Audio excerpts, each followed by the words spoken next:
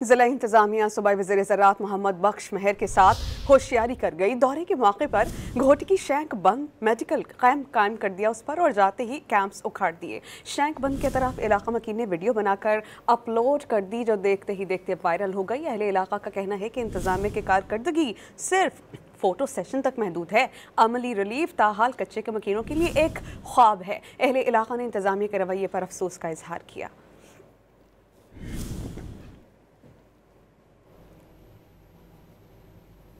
जिला इंतजामिया सूबाई वज़ीर ज़राअत मोहम्मद बख्श मेहर के साथ होशियारी कर गई। दौरे के मौके पर घोटी की शैंक बंद मेडिकल कैंप कायम कर दिया उस पर और जाते ही कैंप्स उखाड़ दिए। शैंक बंद की तरफ इलाका मकीन ने वीडियो बनाकर अपलोड कर दी जो देखते ही देखते वायरल हो गई। अहले इलाका का कहना है कि इंतजामिया की कारकर्दगी सिर्फ फोटो सेशन तक महदूद है।